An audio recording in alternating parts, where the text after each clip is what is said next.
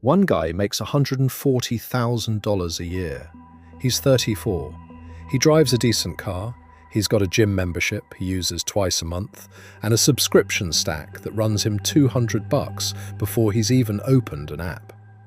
If his car breaks down tomorrow, he can't fix it without a credit card. That's not a story about him being stupid. He has a master's degree. That's a story about math. Specifically, it's a story about one math, the same math sold to you since middle school as the secret to getting rich, quietly running in reverse on millions of people, including probably you. You've been told compound interest builds wealth. That's half the sentence. The other half is that it also destroys it. And the side of the equation you're sitting on right now is mostly invisible to you. By the end of this, it won't be. Here's the setup nobody makes clean for you. Compound interest isn't a wealth-building tool, it's a force. Like gravity. It doesn't care which direction you're pointed.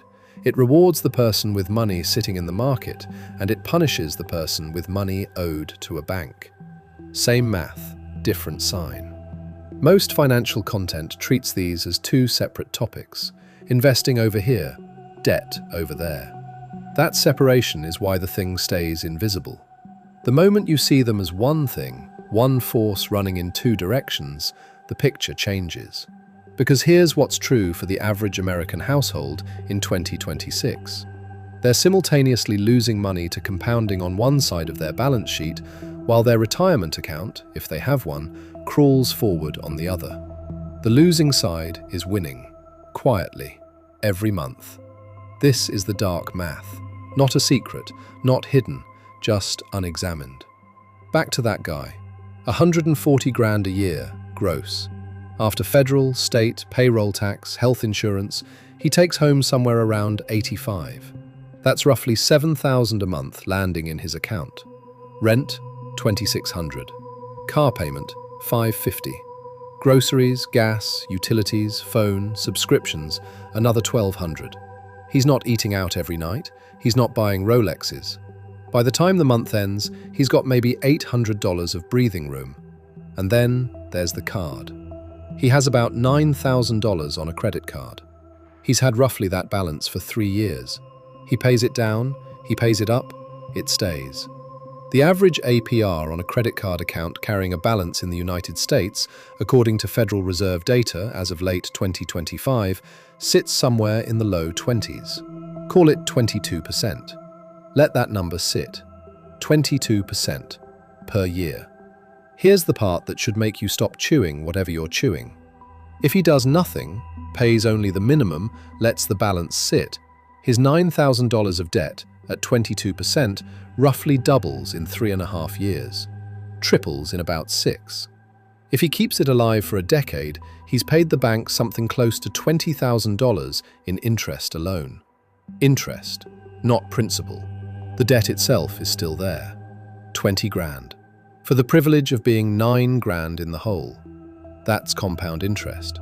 That's the exact same force his 401k is supposed to be using to build his retirement. It's just pointed at him, and he's paying it every single month without ever thinking of it as the same thing. Now flip the picture. Picture a co-worker, same job, same salary, started the same month he did 10 years ago. She carries no card balance, pays the statement in full every month, no interest ever charged. She's not special, she's not smarter. She made one decision, never carry a balance, and kept it. With the money that doesn't go to interest, she puts $500 a month into a low-cost index fund. Nothing fancy, broad market, the kind a 16-year-old could set up in a weekend. Over the last 100 years, the S&P 500, with dividends reinvested, has returned about 10% a year in nominal terms and roughly 7% after inflation. That's not a promise, that's a century-long average that includes the Great Depression, the 70s, 2008, 2020. It assumes the buying kept going through all of it. Most people don't, but the number is the number. At 7% real, meaning after inflation, in today's purchasing power, $500 a month for 10 years turns into roughly $86,000. That's an illustrative calculation, not a guarantee. Keep going another 10 years and it's around 250,000.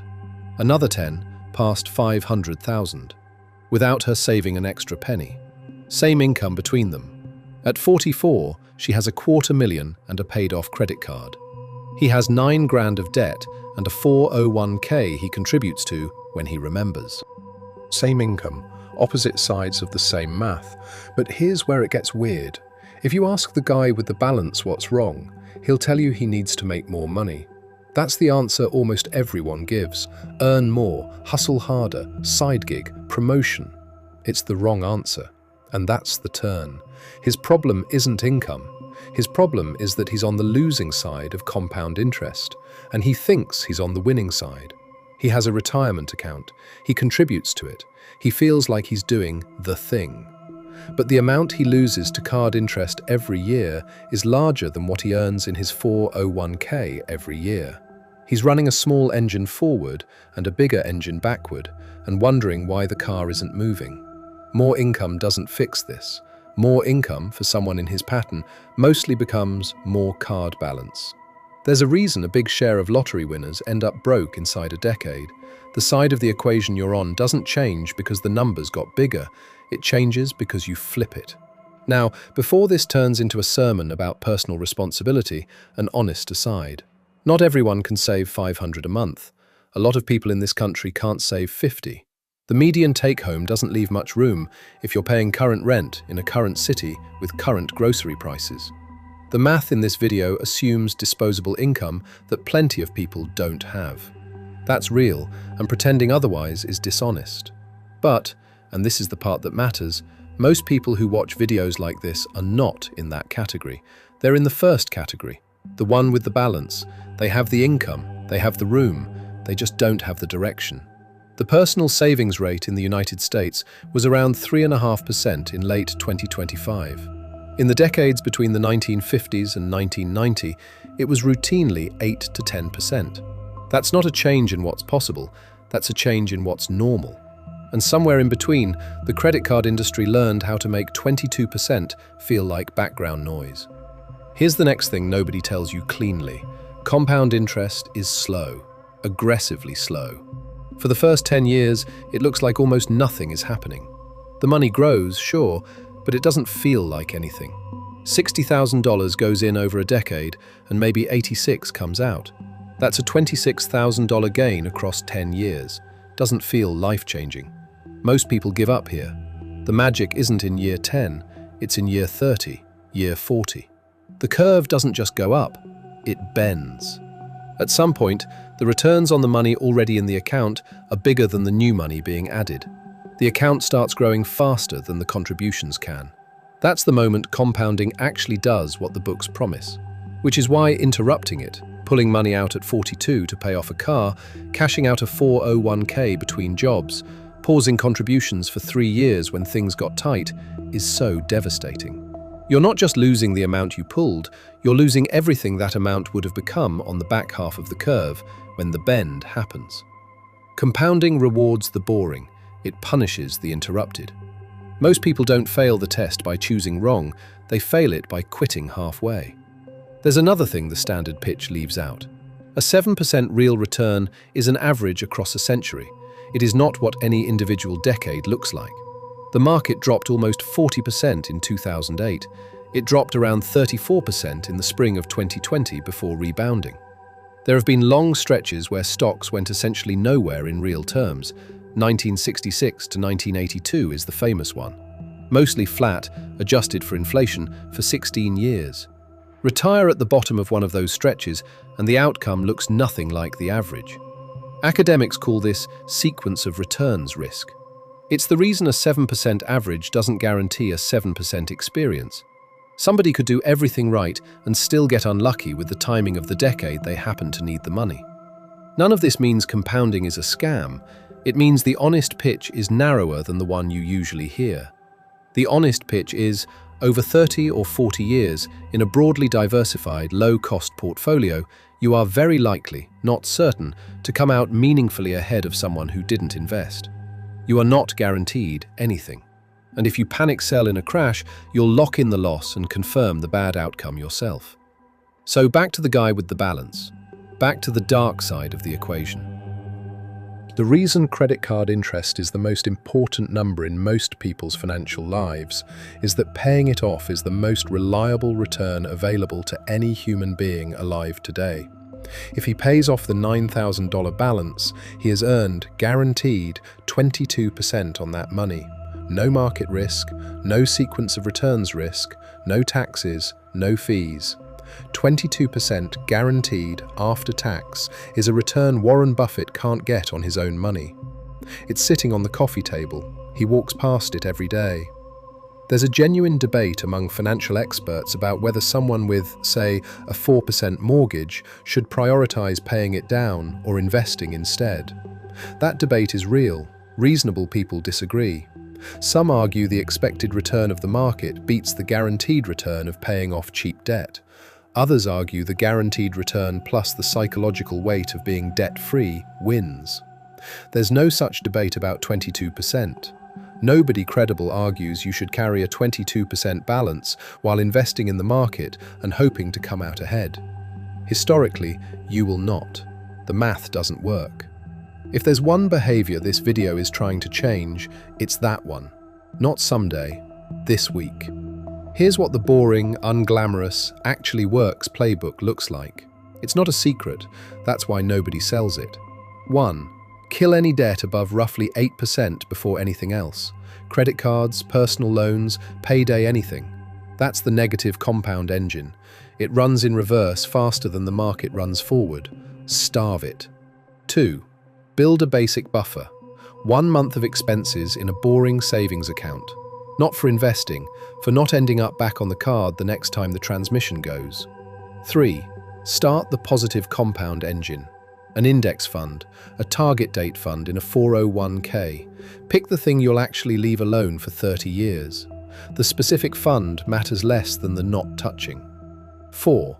Automate it. Human willpower is a terrible long-term strategy. Money that arrives in your checking account and then has to be manually moved somewhere boring will not reliably be moved. Money that never lands there in the first place, because it was pulled straight into the investment account on payday, doesn't require willpower. 5. Leave it alone. For decades. Through crashes.